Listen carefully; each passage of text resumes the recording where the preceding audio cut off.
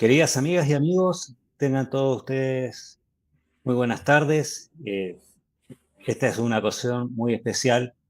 Eh, Hace unos días atrás hemos hecho la presentación del libro El mito de la democracia de Chile de don Pablo Rodríguez Grez, quien en las horas previas a esta presentación lamentablemente falleció producto de algunas complicaciones postoperatorias.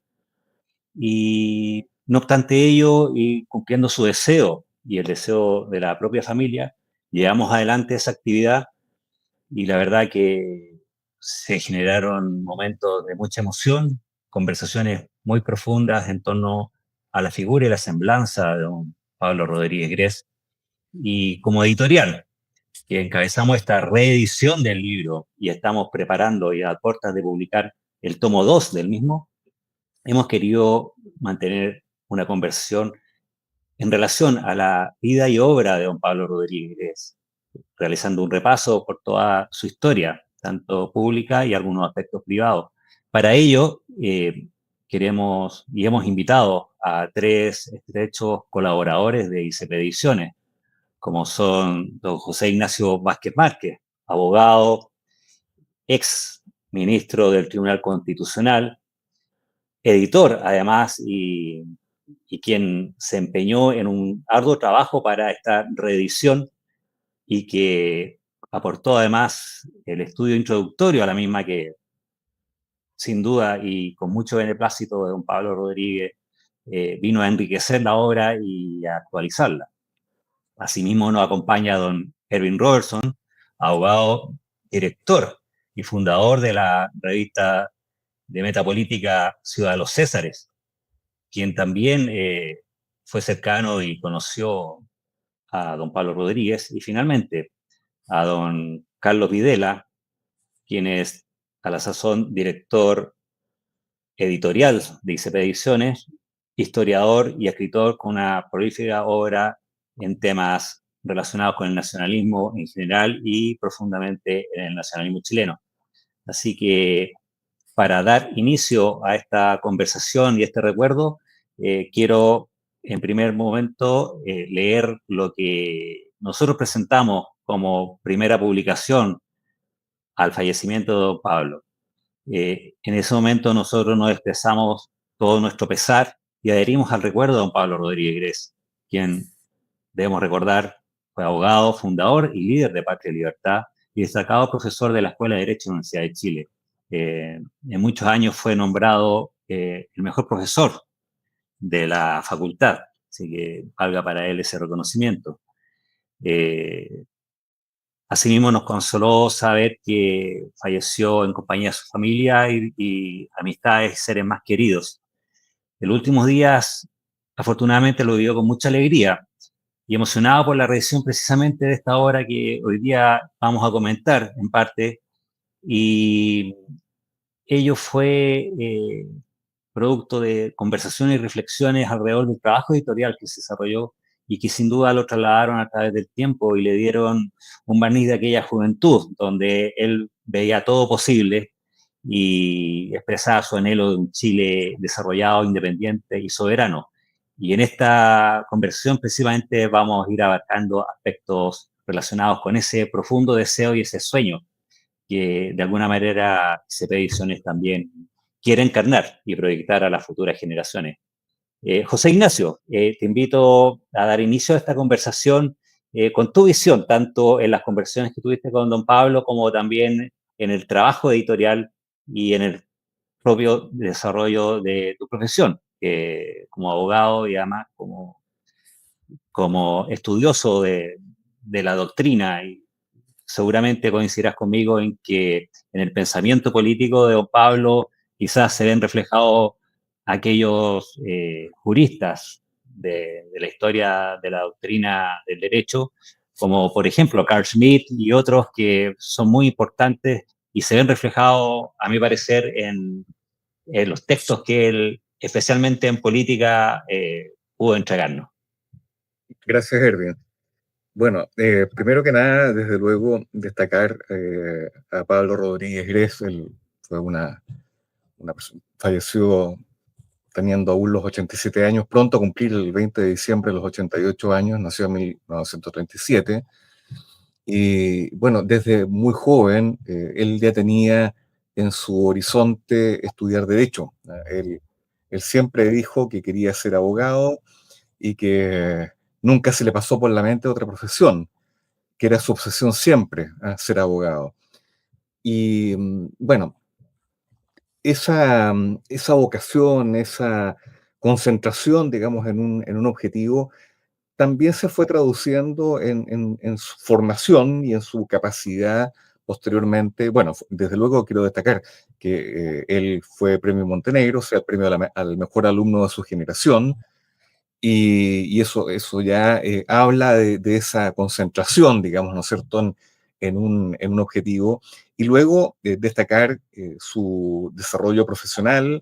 Fue muy temprano profesor, a los 25 años ya era profesor de Introducción al Derecho y luego de Derecho Civil.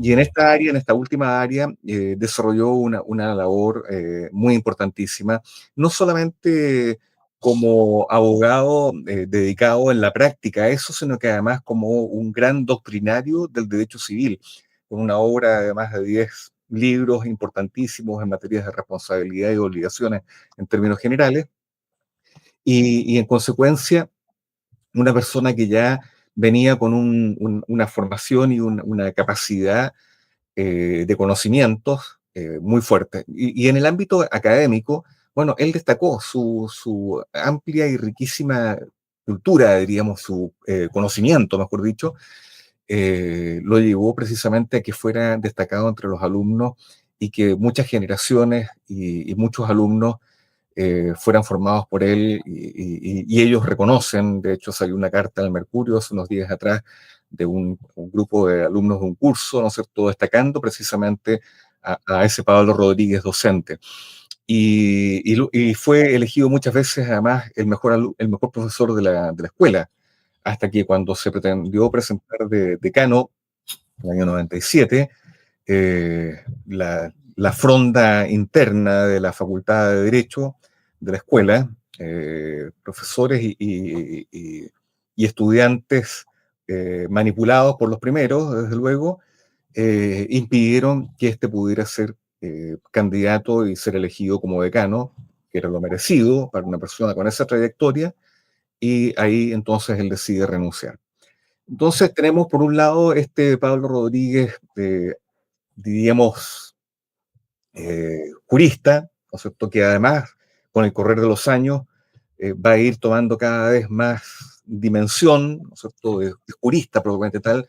Eh, Cuando hablamos de jurista no estamos hablando de cualquier abogado, estamos hablando del que tiene un bagaje, ¿no es cierto?, doctrinario, y que tiene una experiencia como la que tenía don Pablo, tanto en la academia como en el ejercicio profesional.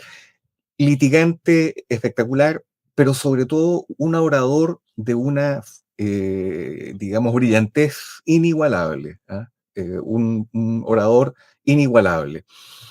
Y bueno, eso en el ámbito jurídico. En el ámbito político ya sabemos, y es lo que vamos probablemente mucho a conversar, desde luego él entra no voy a decir por casualidad, digamos, pero entra, digamos, providencialmente en un momento determinado, el 4 de septiembre del 70, como el único prácticamente defensor del candidato Jorge Alessandri, que había sido, no, uno no podría decir derrotado, porque la diferencia de votos con Salvador Allende era mínima, de manera que entra, digamos, ¿no es cierto?, a defender la posibilidad de Jorge Alessandri para que pueda llegar no en la segunda vuelta, que no existía, sino que en el Congreso Pleno a que se votara por él.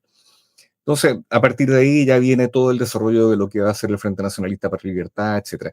Un detalle, Erwin, él, bueno, yo lo conocí muy joven, cuando entré a la escuela el año 1980, en primer año, y desde ahí se fue forjando una amistad que fue creciendo, ¿ah?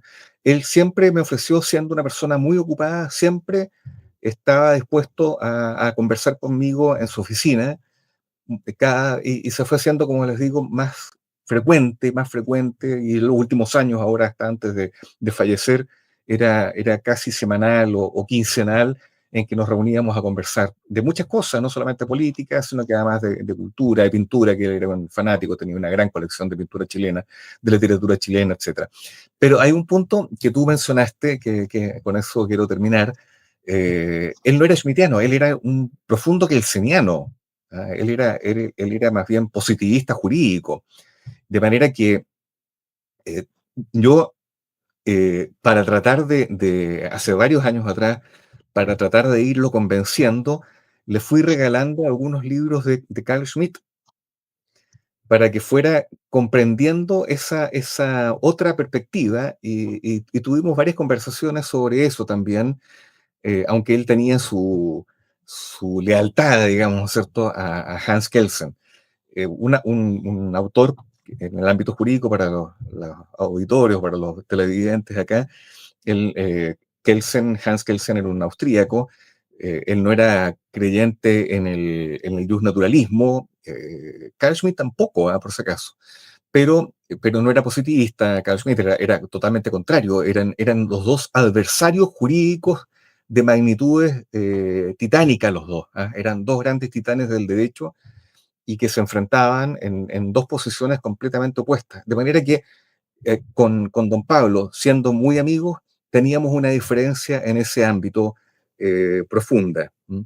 Pero como te digo, yo traté de influir a través de lecturas en esta otra visión. Perfecto. Bueno, quiero aprovechar de compartir con ustedes uno de los textos que tengo de Pablo Rodríguez, que es Entre la democracia y la tiranía. Primera edición, libro número 22.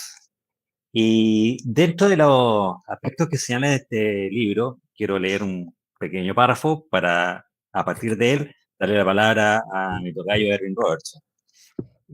Respecto del ideario del nacionalismo, él señala, y quizás viene muy al caso poder recordar estas palabras, que expresa en relación al marxismo, que específicamente expresa que mientras el marxismo funda su estrategia en la lucha y en el odio de clases, el nacionalismo lo hace en la integración social y económica de nuestro pueblo. Mientras el marxismo menosprecia a la patria como un prejuicio burgués al servicio de la explotación, el nacionalismo exalta su sentido y su misión como expresión suprema del espíritu humano. Mientras el marxismo pretende agudizar las contradicciones del sistema para provocar el caos y la revolución, el nacionalismo pretende corregir las injusticias y modernizar nuestras instituciones para que sirvan realmente los intereses de los trabajadores. Mientras el marxismo persigue establecer una dictadura que se ejerce y se justifica en nombre del proletariado, el que haya ajeno absolutamente de ella, el nacionalismo pugna por corregir nuestra democracia, por profundizar la libertad y dar a la autoridad un nuevo enfoque que se avenga con la necesidad de que imperen el orden y la disciplina social. Él dice que en consecuencia y en virtud de estos postulados y otros que se expresan profundamente en este texto, existe una contraposición absolutamente radical con el marxismo, entre el nacionalismo y el marxismo. Y Erwin Robertson, que tuvo una destacada participación en aquella, yo creo que nos podrá dar la visión que él tiene respecto del ideario político de don Pablo Rodríguez. Erwin, mucho gusto y bienvenido. Gracias, tocayo Stock. Hola a todos, ICP, José Ignacio. Mira, debo corregir lo que tú dijiste al comienzo. Yo, si bien conocido bastante a Pablo Rodríguez, no fui cercano de él, ¿no? Por lo demás, creo que aquí no interesa tanto hablar ni del hombre privado, ni del abogado, ni del jurista, que parece que fue importante, sino específicamente del político. En lo de jurista, me atrevo a concordar con José Ignacio que él no era schmittiano. Yo diría que en la escuela de Derecho en los años 60 y primeros 70 nadie era schmittiano. Mi maestro Carlos Croscoque tampoco conocía mucho a Schmitt. Esto es una pequeña polémica epistolar que tuve yo con Renato Cristi, ¿no? Muy estudioso de Schmitt. Bien, pero nos interesa el político.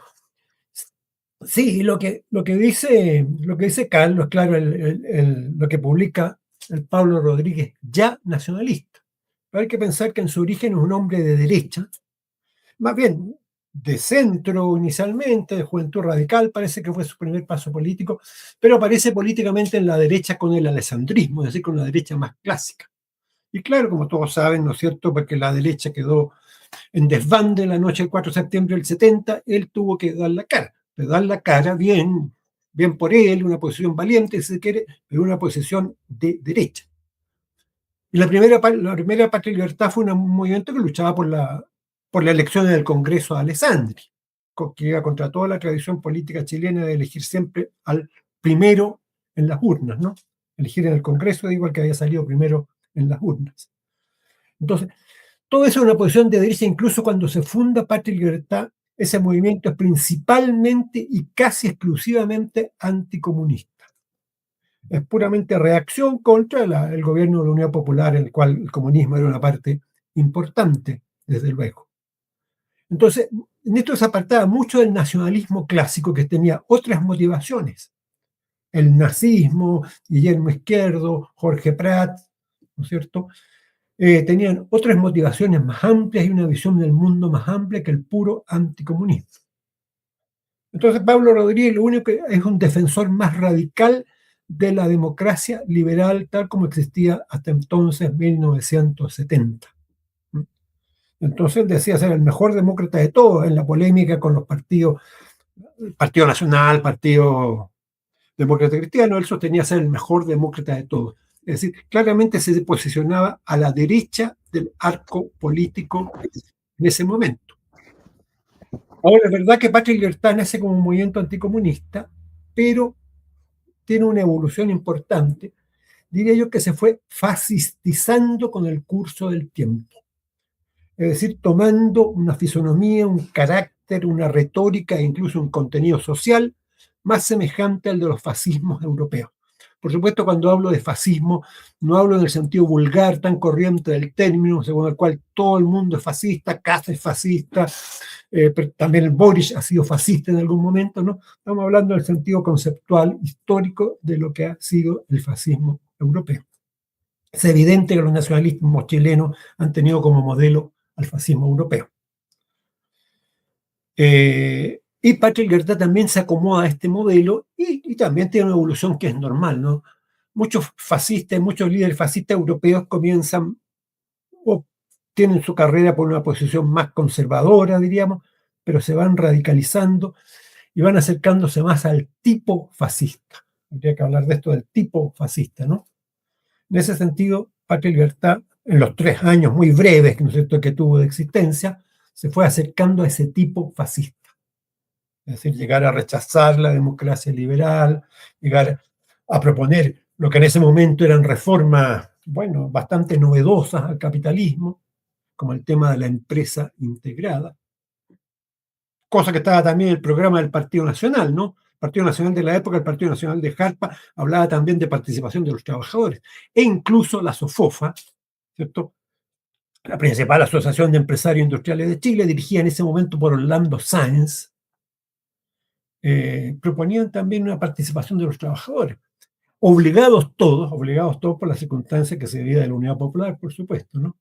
Pero entonces había este contexto importante, el contexto político, en que este movimiento se fue radicalizando, fue tomando un carácter más cercano al nacionalismo histórico de Chile, con el cual tenía muy poco que ver.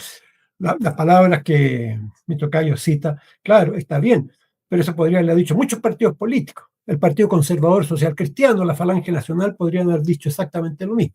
Mientras el marxismo divide y nosotros queremos unir, etcétera, ¿no? Así que no son tan definitorias de lo que ha llegado a ser el nacionalismo, ni siquiera de lo que llegó a ser Patria y Libertad. Al respecto, yo estuve mucho más cercano de Roberto Timi, ¿no es cierto?, de Eduardo Díaz, un poco más, es decir, del ala más radical tal vez de Patria y Libertad, ¿no? Y esto es puramente especulativo, ¿no? Uno no sabe si de subsistir Patria y Libertad en el tiempo no se ha producido ahí una tensión, un quiebre tal vez entre Pablo Rodríguez y Roberto Timi. Eso te diría por ahora. Interesante. Bueno, muchas gracias por los aportes, la aclaración y las puntualizaciones. Siempre son importantes, sobre todo en el recurso del tiempo se dan generando ciertas deformaciones. Bueno, a continuación yo voy a invitar a participar en la conversación a Carlos Videla, quien ha estudiado profundamente la historia del nacionalismo a nivel mundial, pero también muy profundamente en el ámbito nacional, que es lo que más nos interesa, porque claramente el nacionalismo en cada una de las regiones donde se va desarrollando va adquiriendo matices y planteamientos propios que responden a las necesidades de cada una de las naciones donde pretende ir planteando una vía distinta a las que tradicionalmente han ido ofreciendo, tanto derechas como izquierdas. Carlos, ¿cuál es tu visión de la persona de Pablo Rodríguez, su obra y su ideario político en cuanto a lo que a ti te ha correspondido investigar respecto del nacionalismo en Chile? Bueno, yo coincido con lo que se ha dicho hasta el momento. Conozco la parte más bien política de Pablo Rodríguez, jurídica, entiendo que fue un gran jurista, y eso no cabe duda. Y en la parte política, efectivamente, él no venía del nacionalismo, no estuvo tampoco en el último, digamos, en el último reducto previo a los 70, que fue el pratismo, que el pratismo convergieron muchos grupos y surgieron grandes personalidades del nacionalismo. Se formaron ahí casi todos los que después tuvieron participación. Bueno, él no viene de eso, ¿verdad? Que venía de la derecha. Y cuando forman Patria y Libertad, hay varias versiones de cómo Patria y Libertad fue adoptando el ideario nacionalista tradicional chileno. La otra es conversando con Misael Galleguillo por una entrevista que le estamos haciendo para publicar próximamente un libro, una recopilación del movimiento nacional sindicalista. Él decía que le había tocado participar mucho en esos inicios, que el movimiento nacional sindicalista había incluso servido como seguridad en las primeras convocatorias de Patria y Libertad. Y él había sido testigo de cómo mucha gente que venía del nacionalismo, venía de la época de Prat, trató de influir y de hacer de Patria y Libertad un movimiento lo más nacionalista posible, que en el fondo fuera adoptando las tesis tradicionales. Y eso se nota en la revista Patria y Libertad que sacaron. Empiezan a salir artículos cada vez más interesantes que recogen de alguna manera la tradición ideológica del nacionalismo, que no tiene que ver con la derecha, más que las típicas convergencias que hay por izquierda y por derecha, pero tiene su propia ideología. Claro que el nacionalismo no es el patriotismo lo puede tener cualquier agrupación, hay izquierda patriótica, derecha patriótica, el nacionalismo es más que eso. Tiene tesis que fue elaborando desde principios de siglo con Guillermo Subercaseaux en adelante, el nazismo, los nazistas, ¿no? El movimiento nacionalista Izquierda Araya, bueno, hay el Partido Agrario Laborista, el pratismo. Entonces, un poco en la revista efectivamente se ven avances a eso. ¿Qué tanto los adoptó Pablo Rodríguez? Es un misterio. Hay conversaciones entre distintas personas que dicen que sí, fue cada vez más asociándose a las tesis del nacionalismo.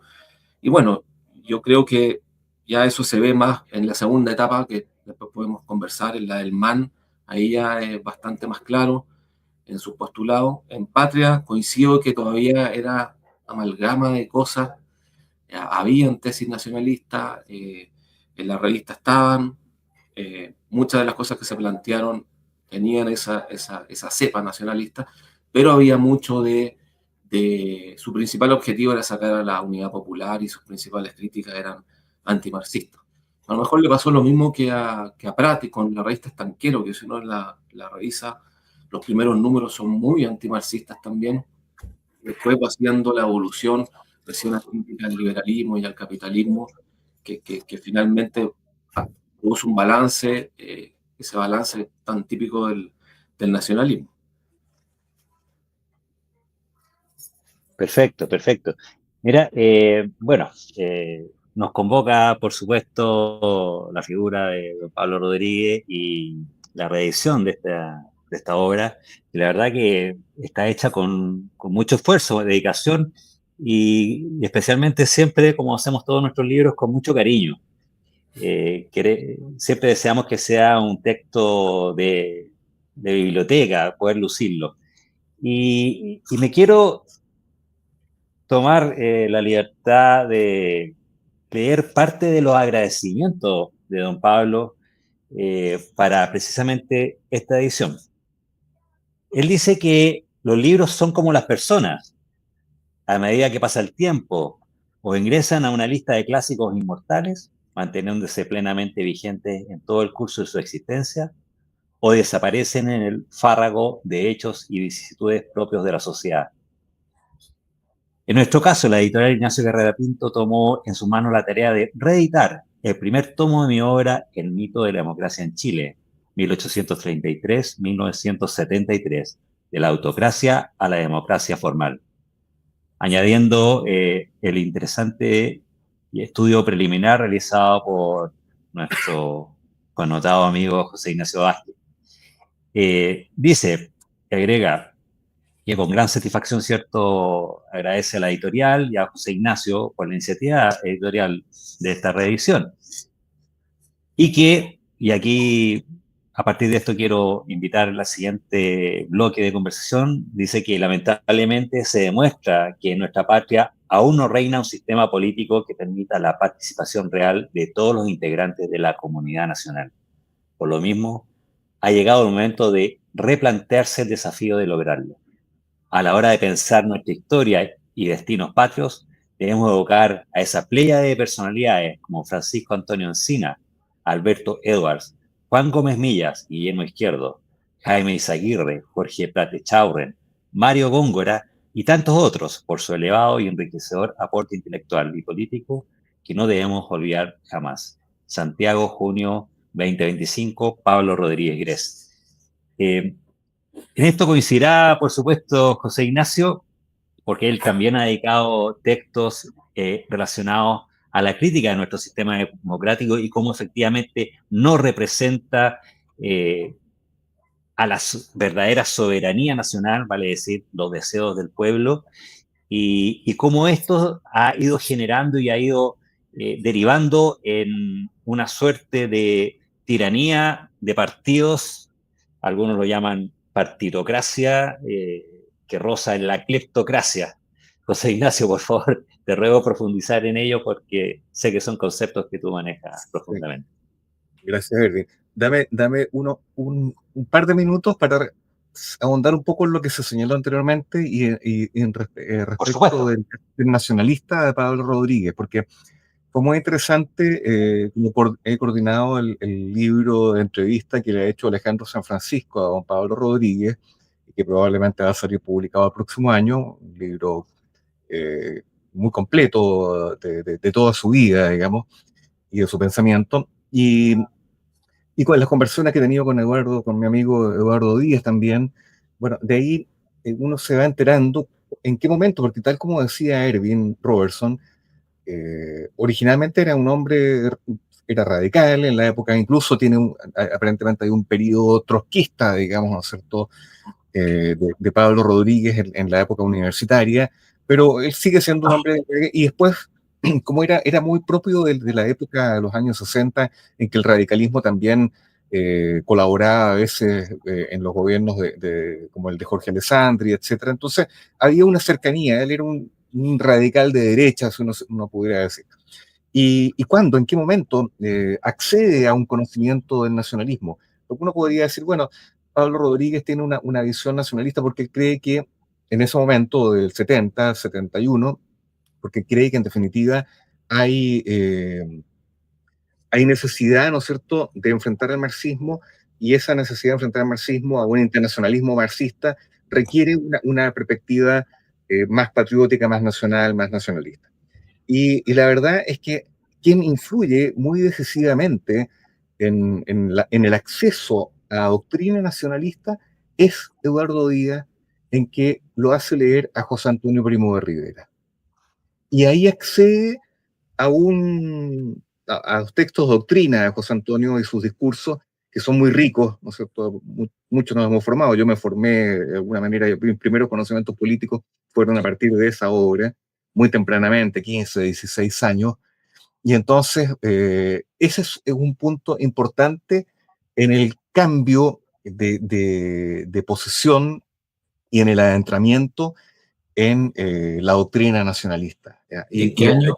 ¿Te dijo el año? Te diría que es los años 70, fines de los 70, 71. Ah, Y ojo, porque el mito de la democracia, si mal no recuerdo, perdón, entre la democracia y la tiranía es del año 71, si mal no recuerdo. Y ya en ese libro viene planteado dos cosas, la estrategia marxista y la estrategia nacionalista, y ya viene hablando del Estado integrador, etcétera, etcétera, y de todo el tema, este principio de integración nacional y social, que va a ser, digamos, un punto crucial, una columna en el pensamiento de Pablo Rodríguez. Entonces, quisiera simplemente aportar ese elemento que creo que es importante para comprender cuál es el momento crucial de Pablo Rodríguez para su incorporación, digamos, ¿no es cierto?, al ámbito del nacionalismo chileno. No sé si a lo mejor puede, o los otros pueden aportar algo más, digamos, y volvemos después sobre la pregunta que tú me señalabas, Erwin. Sí, es un bueno, tema interesante de tesis ese, al sí, parecer, Carlos, cuando Pablo Rodríguez empieza a adoptar y hace su evolución. Claro, Porque, porque el discurso, perdón, Carlos, el discurso de José Antonio es un discurso muy social. claro, Es un discurso que tiene es un discurso inicialmente puede ser de apoyo al padre, pero posteriormente va teniendo un cariz. Y a propósito de lo que planteaba Erwin también, que también es muy interesante, lo de la fascistización de Patria y Libertad, que Patria y Libertad comienza a formarse en enero del 71 y se inaugura Patria y Libertad, perdón, forma en octubre del 71 como movimiento cívico, en el fondo para apoyar la candidatura de Jorge Lesanti, donde está incorporado todavía Jaime Guzmán, Gisela Silva, etcétera, pero ya sale en algún momento Jaime Guzmán y va engrosándose las filas y va transformándose ese movimiento cívico en un frente nacionalista, patria y libertad, que ya va a ser inaugurado en abril de 1971.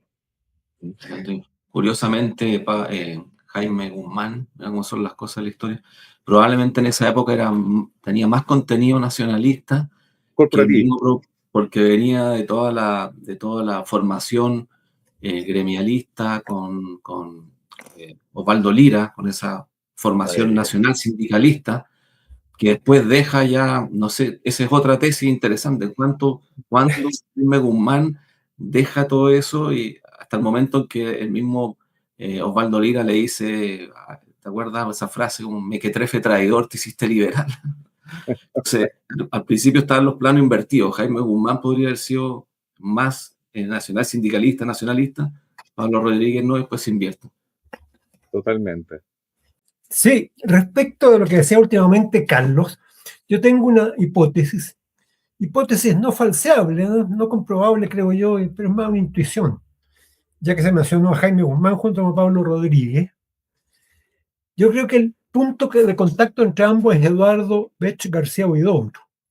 Bech García Huidobro era el brazo derecho de Jorge Alessandri, y yo me atrevería a sostener, como digo, no es una hipótesis falseable o comprobable por el momento, me atrevería a sostener que Eduardo Bech es el verdadero fundador de Patria y Libertad.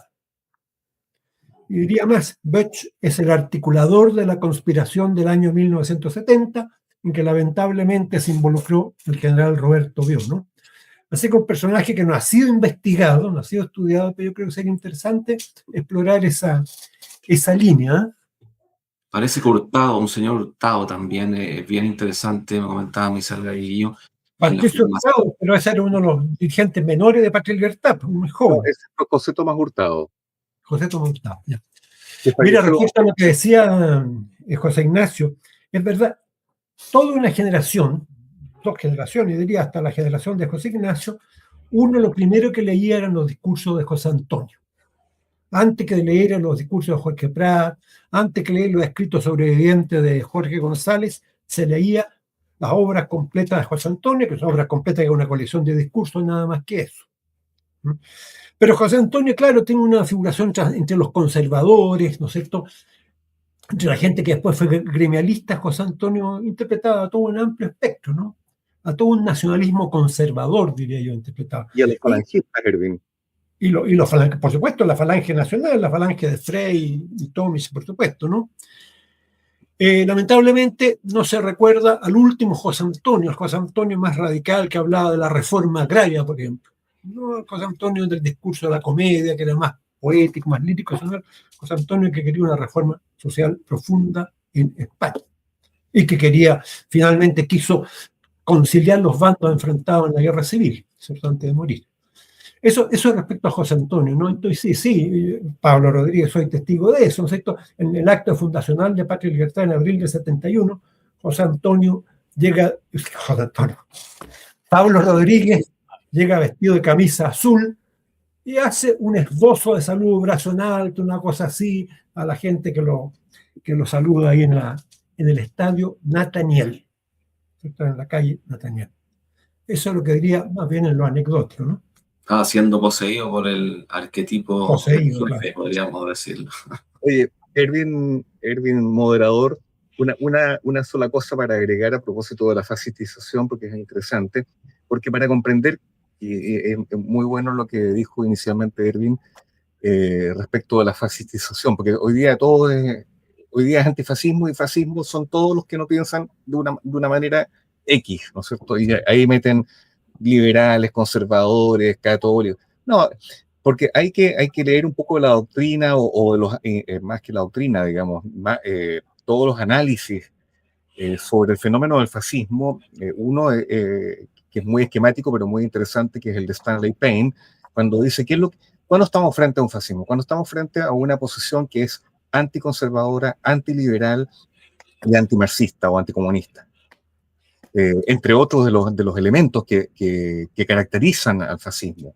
Y de alguna manera sí, cuando uno va viendo el desarrollo de Patria y Libertad, y bueno, desde luego uno entra en el desarrollo del nacionalismo, puede encontrar algunos de esos elementos, pero también Stanley Payne distingue entre fascistas, nacional revolucionarios y nacional conservadores, si mal no recuerdo, Erwin. Derecha nacional, derecha conservadora.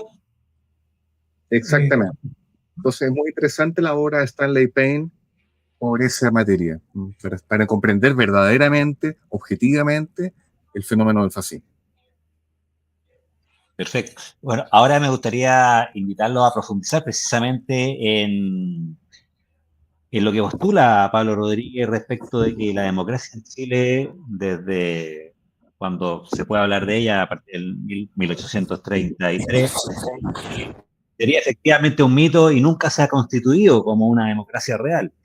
Y eso ha devenido, ¿cierto?, lo que ya se planteó, en que hoy día en la práctica existe una partitocracia, más bien el soberano solamente está limitado a participar cada 4 años en ciertos procesos eleccionarios respecto de candidatos que tampoco son propuestos por el soberano, sino más bien son colocados por los partidos. ¿Y cómo esto perjudica el desarrollo de una nación que pretende lograr el bienestar para toda su comunidad nacional? José Ignacio, te invito a dar inicio a este blog. Bueno, primero, simplemente referirme en primer lugar al desarrollo que hace Pablo Rodríguez en el mito de la democracia, que muy sintéticamente uno puede decir, bueno, él hace un análisis historiográfico muy interesante.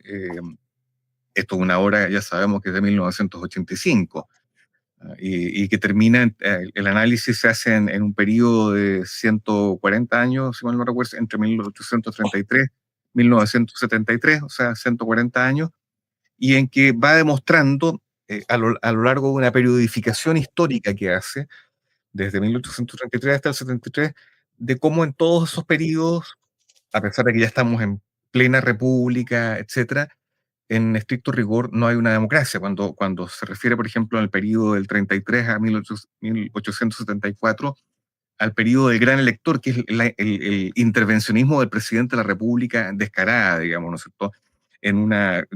Claro, todavía había, porque estábamos en la época aún de los decenios conservadores, donde había un autoritarismo portaliano, el orden, etcétera, pero un autoritarismo que se disfrazaba de república de alguna manera, ¿no es cierto? Entonces, el presidente de la República ejercía un control muy fuerte de las elecciones, ¿no? Y luego viene el periodo del gran interventor, que otras características. Se ha producido, se ha dictado la ley electoral, y ahí a partir de ese momento ya no es el presidente de la República, sino que es el Ejecutivo, el gobierno en su totalidad, la que interviene en el proceso electoral, en la convocatoria, en los registros de votantes, en los escrutinios, etc. Y por lo tanto, vamos viendo que la manifestación de la voluntad soberana, eso que uno aprende, ¿no es cierto?, por el Código Civil, y que está señalado normalmente cuando en las constituciones liberales se pone, ¿no es cierto?, que la soberanía radica esencialmente en la nación, y su ejercicio se realiza por el pueblo, o la soberanía radica esencialmente en el pueblo. Bueno, vamos viendo que en todos estos periodos, ya vamos con 2 periodos, vamos en José Ignacio, discúlpame. Te puedo alejar Dime. un poco el micrófono porque se está produciendo ahí un efecto. Ruido. Ya, Ahí sí. ya. Ahí, Entonces, perfecto. Sí, parece que lo estaba pasando ayer. tenemos un problema precisamente, ¿no es cierto?, viene el periodo de parlamentarismo, donde todavía se concentra más el ejercicio y el control de la soberanía popular por una élite ya partidista, ¿no es cierto?, que está ejerciendo su fuerte dominio desde el Congreso, ¿no? Con el parlamentarismo, desde luego, ya tenemos un predominio del órgano parlamentario, del Congreso, y en consecuencia lo que sucede durante este periodo va a ser fundamentalmente un ejercicio de control sobre el sistema político, desde el Congreso mismo. Y se empieza a producir cada vez más, porque ya estamos en el contexto de la cuestión social, de los problemas sociales.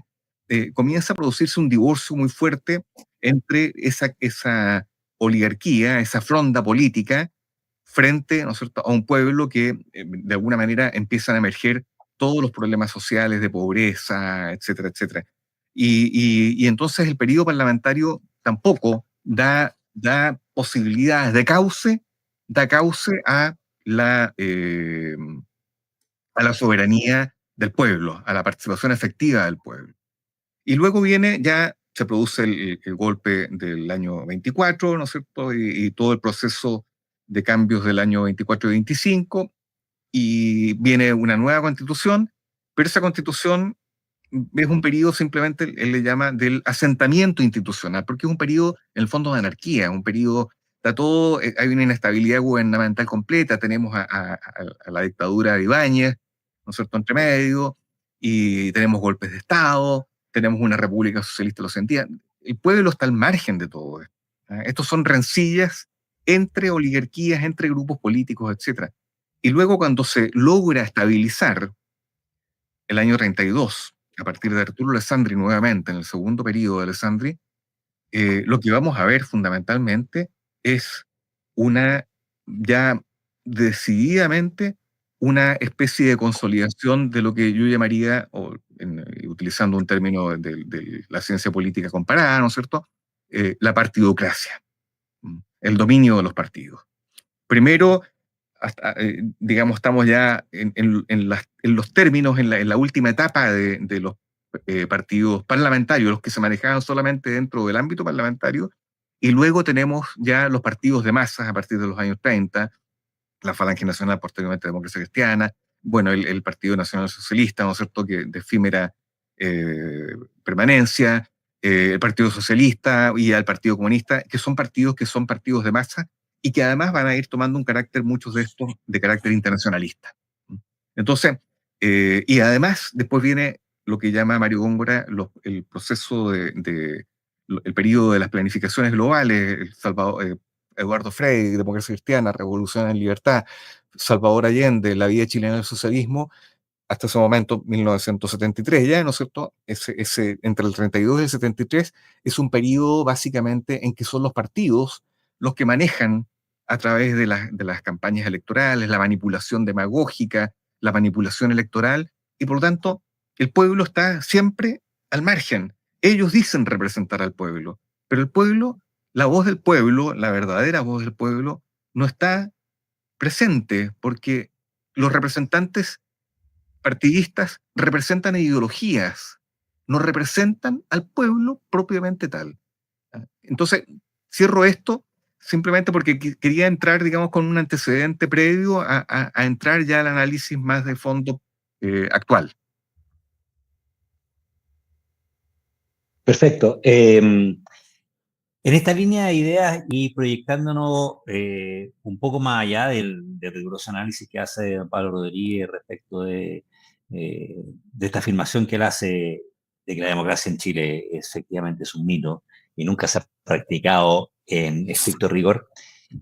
Después del periodo de 1973 a 1990, cuando ya Patricio Aylwin sale elegido como el primer presidente posterior a los 17 años de gobierno militar, esto se produce un cambio, se profundiza esta situación donde son los partidos los que hegemónicamente manejan la democracia. Erwin Robertson, por favor, ¿qué nos podría aportar al respecto? Sí, yo primero diría que esto del mito de la democracia tiene también algo de mito, el mito del mito. O sea, porque deberíamos definir primero qué es la democracia. Es fácil decir, muchos han dicho, el historiador Gabriel Salazar, entre otros recientemente, que en Chile nunca ha habido democracia. Pero esto supone que estamos definiendo qué es exactamente democracia y también tenemos que verlo comparativamente. Quiero decir, el régimen político que existe en Chile en el siglo XIX no es muy diferente del régimen que existe en Europa al mismo tiempo. Régimen en que el sufragio muy limitado, en todos los países europeos, solo en el curso del siglo XIX se fue ampliando el sufragio hasta llegar al sufragio universal masculino. Fines del siglo XIX, eso estaba generalizado, pero en todas partes el Ministerio del Interior intervenía en las elecciones, o las élites locales, como en Inglaterra. Así que lo que había en Chile no era muy distinto de otros lugares del mundo, con circunstancias particulares también, ¿no? En cuanto a los partidos, aparte de la ampliación del sufragio a lo largo del siglo XX, que es otro tema, ¿no es cierto? En cuanto a los partidos, son intermediarios, por supuesto, pero ¿cuáles serían los intermediarios necesarios, indispensables entre el pueblo y el ejercicio del poder? Habría que preguntarlo. Pero no hay democracia, pero no expresa un genuino sentimiento popular mayoritario, se puede decir mayoritario. La elección de Arturo Alessandri, la elección de Carlos Ibáñez, la elección de Frey, ¿no es cierto?, en el 64, ¿no es cierto?, con una mayoría amplísima. Es difícil creer que no había un sentimiento democrático en estas elecciones. Otra cosa son los administradores del poder, pero los administradores del poder nunca es todo el pueblo, eso en ninguna parte existe. Por lo tanto, es necesario que haya intermediarios, y ahí está todo el régimen representativo tan criticado, que fue tan criticado en los tiempos de la convención, ¿no? Y antes, porque es necesario que haya quienes representen y ejerciten verdaderamente la administración del poder. Entonces, la cosa es si los administradores son buenos administradores o malos administradores, pero es necesario que existan esos intermediarios. Entonces, la crítica a la democracia, que es la crítica antidemocrática de los antidemócratas, esa crítica antidemocrática yerra por los supuestos, porque no estamos suponiendo una democracia ideal en que todo el pueblo participe unánimemente y en que haya una conexión directa entre lo que siente el pueblo y lo que hace el gobierno. Eso, como digo, no existe en ninguna parte. Bien que todos los gobiernos tratan sin olvidar, por supuesto, las situaciones de manipulación, ¿no es cierto?, especialmente por la prensa y por las redes hoy día. Pero esos son nuestros problemas. Entonces, esto evidentemente, la Constitución del 80 trató de minimizar el papel de los partidos, pero estos partidos han ido recuperando su terreno en los últimos años, especialmente después del 2000, diría yo, ¿no? Sí, evidentemente el régimen actual puede definirse como partitocrático, entre otros rasgos, un puro rasgo, el que la representación parlamentaria sea un resorte exclusivo de los partidos. un parlamentario se muere o renuncia al partido, lo reemplaza el partido, como si yo un parlamentario fuera patrimonio del partido y no del pueblo que elige. Eso es uno de los rasgos, entre otros, ¿no es cierto? Es uno de los rasgos que define el carácter partitocrático del régimen actual. Pero insisto, Sí, no debemos confundir, ¿no es cierto?, la crítica a la democracia con el supuesto de una democracia ideal que no existe ni ha existido. sí, y en ese último punto efectivamente existen hoy, increíblemente, iniciativas que tienden a afianzar más ese poder de los partidos, amarrando a sus representantes parlamentarios a prácticamente perder el cargo si es que eventualmente deciden salirse del partido. Resulta muy paradójico. Carlos, en tus profundos estudios de historia que indudablemente más que rozan, sino que se juntan con lo que Pablo Rodríguez en el ámbito político desarrolló en Chile. Y en los años donde él escribió el mito de la democracia, estamos hablando del año 1985, ¿qué nos puede aportar respecto de lo que estaba desarrollando Pablo Rodríguez en ese tiempo y, y después voy a invitar a todos los presentes a hacer un balance respecto de precisamente de Pablo Rodríguez Grez, un poco en su vida jurídica, pero profundizando, por favor, en el ámbito más político. Carlos, por favor. Bueno, el año 85 ya Pablo Rodríguez había hecho su giro, digamos, allá se nota que tiene más contundencia ideológica. Él ya en septiembre del 73, después del golpe militar, ya planteaba en una entrevista algunas dudas de lo que podía pasar, seguramente por lo que veía a su alrededor. Él decía que ojalá el gobierno militar pudiera controlar los grupos económicos. Él pensaba que ahí podía pasar algo bien complicado para Chile. Lo intuía, imagínate, pocas semanas después del golpe militar. El 77 colabora en la revista Avanzada de Sergio Miranda Carrington, que duró hasta el 83, donde también ya esa revista planteaba varias dudas en este mismo, digamos, punto, y sobre lo que se empezaba a ver como reformas económicas. Y el 84, me parece, que funda junto a Gastón Acuña y Federico Willoughby el Movimiento de Acción Nacional, el MAN, donde también pasa un poco lo de Paz y Libertad. Hay distintas corrientes, pero sin duda en los libros programáticos y en algunas publicaciones que hicieron, expresan varias críticas a las políticas del gobierno militar, críticas que son de la tradición nacionalista, te fijas, donde buscan el Estado integrador, cierta democracia funcional, incluso, bueno, ya y posteriormente ya incluso Pablo Rodríguez plantea la necesidad de un frente americanista contra el imperialismo, digamos, estadounidense, aparte del soviético. Entonces ya toca, se podría decir, como el tema más difícil de los que hacen el tránsito desde se podría decir, de la derecha al nacionalismo, que es salir de ese patriotismo, de chauvinismo exclusivamente chileno y darse cuenta que es necesario algún tipo de frente continental, ¿te fijas? Eso ya lo hace en su declaración de principio del Frente Nacional y Popular el año 89, que es un libro que es para su candidatura presidencial de ese año. Así que hay un avance hacia posiciones realmente nacionalistas, tercera posición, se podría decir, no sé hasta dónde llegó. Eso yo lo planteo en el libro Tierra y Pueblo, y al parecer, por lo que me dijo José Ignacio, que se lo llevó de regalo, en general le pareció bien, así que de alguna manera le gustó y se podría avalar que él mismo se sentía representado con esa tesis de todo este tránsito, y que llegó realmente a generar ideas del ámbito nacionalista, porque ya hablaba ahí él en los 80, cuando se genera el mito de la democracia, pleno man, del Estado integrador, de una democracia distinta, funcional, no liberal, una economía mixta, la empresa integrada, y de alguna manera poder solucionar las,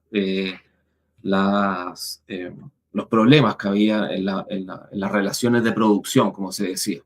Porque él ya se da cuenta que el marxismo podía estar equivocado, pero tenía razones. O sea, el sistema liberal capitalista no ofrecía las soluciones para una unidad nacional en el ámbito social debido justamente a los problemas que había en ese tema. Así que ese era, digamos, el año en que se genera el mito de la democracia, cuando él está en pleno movimiento de acción nacional, ya con estas tesis bastante más nacionalistas. Mira qué interesante lo que tú nos comentas, Carlos, porque precisamente esa visión que él ya tenía en los años 80, hoy día, y especialmente en lo que dice relación con la formación de grandes bloques geopolíticos, se está materializando hoy día. Hay conflictos a nivel global entre precisamente estas fuerzas que son de un poder único a nivel global respecto de fuerzas que se van situando en esta suerte de subcontinentes o culturas y que básicamente recoge el profesor Alexander Dugin a través de sus postulados de un mundo multipolar. Así que es interesante y efectivamente la participación comunitaria a través de gobiernos, digamos, donde no exista un orden vertical tan riguroso, sino más bien donde se generen instituciones de carácter intermedio, ciertas participaciones corporativas, etcétera. También son postulados que hoy día se están renovando y están volviendo a la palestra como soluciones ante esta, para muchos, obsoleta diatriba entre derecha e izquierda. Bien, para ir finalizando, los quiero invitar a los tres a hacer un breve balance de lo que fue la vida y obra de Pablo Rodríguez. Por favor, 1 minuto, 2 minutos como máximo, manteniendo el mismo orden que hemos seguido en esta conversación. José Ignacio, por favor, tus 2 minutos. Ya, bueno, yo lo hice al principio respecto del carácter jurista, etcétera, pero quisiera agregar una última cosa, que efectivamente Pablo Rodríguez sí fue teniendo esa evolución y esa profundización de contenido nacionalista, ya no solamente en lo que fuera una posición respecto de problemas nacionales, sino que también de problemas internacionales. Y efectivamente, lo que decía Carlos repetía lo que yo le dije cuando yo le llegué ese libro a Pablo, y siempre me dice, oye, ese libro es muy bueno, Tierra y Sangre, Tierra y Pueblo, es muy bueno, y me encantó. Entonces, uno va viendo que hay una mayor compenetración de esos elementos, una visión incluso, no voy a decir geopolítica, pero una visión más amplia respecto del mundo que estamos viviendo, en el proceso de globalización, etcétera, una posición también de alguna manera un poco más crítica, que se va a ver reflejado de alguna manera también en la entrevista que le hace Alejandro San Francisco en la parte pertinente. Y un último punto que no quisiera dejar, Erwin, de lado a propósito de lo que estábamos conversando antes, y es que para hacer la proyección de lo que fue la visión de Pablo Rodríguez en la obra a lo que es actualmente, efectivamente la partidocracia a partir de los años 90 se fue consolidando, volvió a sus fueros, y cuando digo a sus fueros es precisamente, digamos, ese poder, ¿no es cierto?, que tienen los partidos políticos con respecto a la soberanía nacional. Pero no solamente eso, porque creo que el proceso de estos 35 años, del 90 al 2025, ha sido todavía mucho más fuerte, porque ha sido una captura por parte de los partidos del Estado, de los partidos respecto del Estado. Y cuando digo una captura, es que se han transformado internamente en agentes del Estado.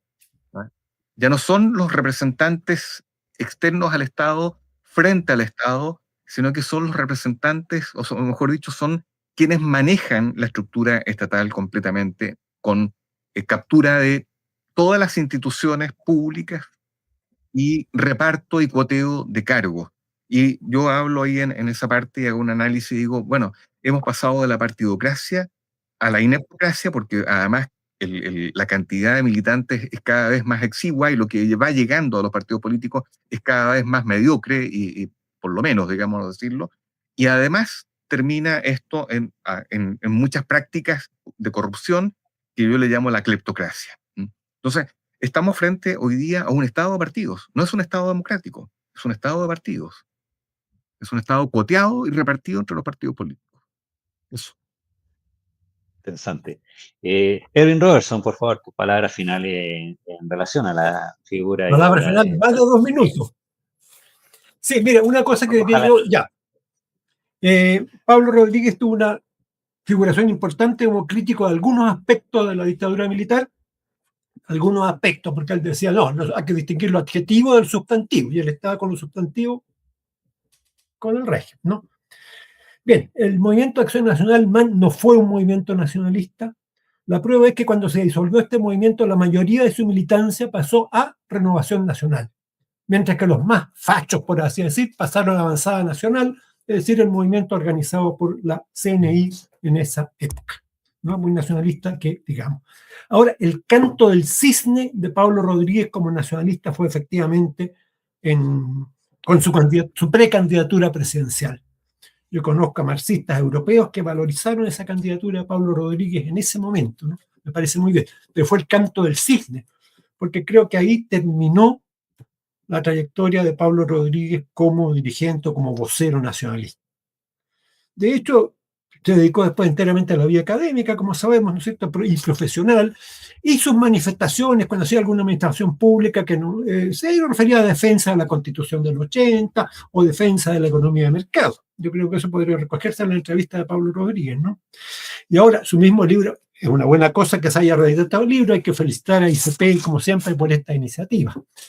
Pero como sabemos, como sabe Carlos Videla, cuando uno edita o reedita un libro muchos años después, es porque tiene muchas dudas acerca del libro. Es porque tiene dudas, no está convencido de lo que dijo en alguna ocasión, de lo que escribió en alguna ocasión, entonces vacila antes de reeditarlo. Yo creo que algo así puede haber ocurrido con Pablo Rodríguez. O sea, Pablo Rodríguez fue un dirigente político nacionalista importante en una época determinada, renunció a esa carrera. El 11 de septiembre del 73 disuelve su movimiento y simplemente se va para la casa, por así decirlo, ¿no es cierto? Y sus militantes, muchos de los militantes de Patria y Libertad se van a los servicios de seguridad del régimen, otros a la vida privada, ¿no? Esa es la verdad histórica. Entonces Pablo Rodríguez tiene esta figuración muy larga en la vida política pública chilena, pero como dirigente nacionalista o como autor nacionalista, diría yo que bien acotada. Debemos tenerlo, ¿no es cierto? En la historia del pensamiento nacionalista debe tener su lugar, ¿no? Sin duda, pero por circunstancias, como digo, si Patria y Libertad hubiera subsistido, si no se hubiera dado el golpe el 73, si la historia hubiera sido otra, quizás la historia de Pablo Rodríguez, el nacionalismo hubiera sido también distinta. Pero como juzgamos lo que fue, tenemos que juzgar esos dos momentos, su dirigencia política y el libro que publicó. Y eso, por supuesto, que la opinión sea favorable juzgando esos dos momentos, diría. Sí, y yo creo que ICP Ediciones va a aportar precisamente a este análisis con la pronta publicación del tomo 2, o sea, la revolución pendiente. Yo creo que va a ser una contribución importante a las dudas que se han planteado hoy día y también para todos quienes estén interesados en esta línea de ideas, poder profundizar también en el pensamiento de Rodríguez Gres. Carlos, por favor, tus palabras finales antes de ya dar término a nuestro programa de hoy.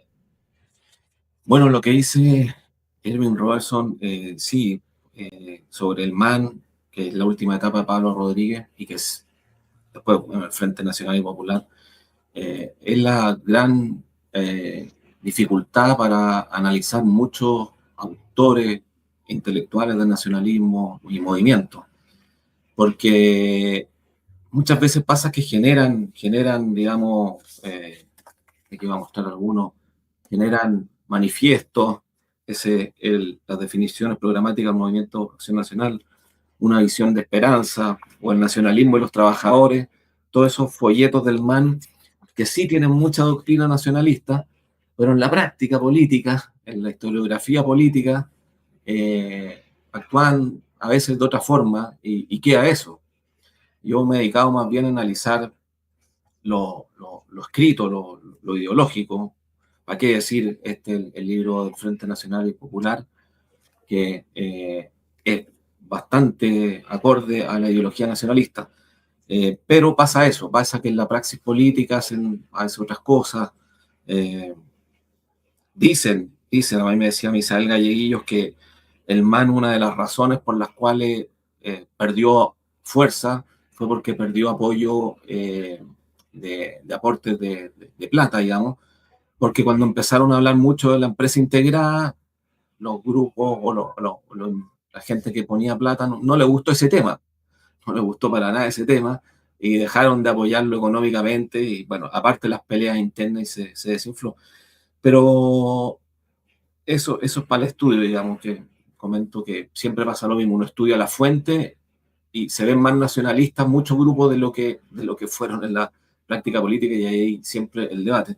Y como balance, Pablo Rodríguez, efectivamente quizás le faltó un poco más de producción ideológica en su última etapa, un poco más contundente, a lo mejor haber hecho un libro con su pensamiento final ya madurado, tipo 88, ojalá 89, en pleno Frente Nacional y Popular, hubiera sido probablemente un libro muy importante para el sector. No lo hizo, le faltaron esos textos, pero sin duda que la figura de él es uno digamos, de los continuadores de la tradición nacionalista.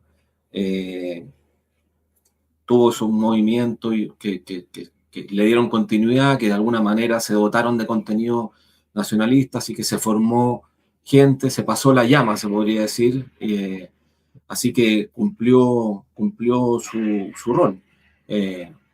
Después ya vino un vacío, acuérdense, en los 90 no hubieron movimientos, y claro, tuvo una generación de nacionalistas autodidactas, se podría decir, y ahí se nota cuando falta un movimiento por muchos problemas o variaciones ideológicas que puede haber tenido. Entonces, yo siempre valoro mucho experiencias como el MAN, por ejemplo, con todas las cosas que puede haber tenido, pero generaba de alguna manera, aglutinaba gente, y después nunca nada más. Entonces, en ese sentido, yo encuentro un balance positivo, él hizo lo que pudo, y como te digo, faltó quizás una última producción ideológica ahí, llegando a los 90, hubiera sido, creo yo, bastante interesante. Gracias, Carlos. Bueno, habrá que indagar por ahí quizá en algunos archivos ocultos o en los cuadernos negros de Pablo Rodríguez, si es que existen, y quizás se puede plantear algo al respecto. Vamos a hacer la tarea de todas maneras. Bueno, estamos reunidos aquí ya finalizando el programa especial respecto de la vida de obra de Pablo Rodríguez Grez, con ocasión de la reedición de su libro El mito de la democracia en Chile. Y voy a leer un párrafo de la presentación del libro, que señala que a través de las páginas de esta obra se podrá comprender cómo ha sido la práctica democrática en Chile y las razones por las cuales el autor cuestiona su real carácter democrático, concluyendo que solo ha sido un mito que se ha beneficiado a los dirigentes de la élite política, perpetuando su concentración de poder y su dominación, divorciadas del interés general y de la ciudadanía e incapaces de satisfacer a estas y de sostener una real participación democrática. Bien, con estas palabras queríamos agradecer a nuestros ilustres invitados, José Ignacio, Erwin Robertson y mi gran amigo Carlos Videla, y los dejamos invitados para una próxima oportunidad poder disfrutar de una conversación como esta. Espero que se vayan repitiendo en el tiempo. Y por supuesto, invitados todos a revisar el catálogo y las nuevas publicaciones de ICP Ediciones. En estos días venideros tendremos algunas promociones para que puedan hacer un bello y útil regalo en estas navidades que se aproximan. Muchas gracias a todos y será hasta la próxima.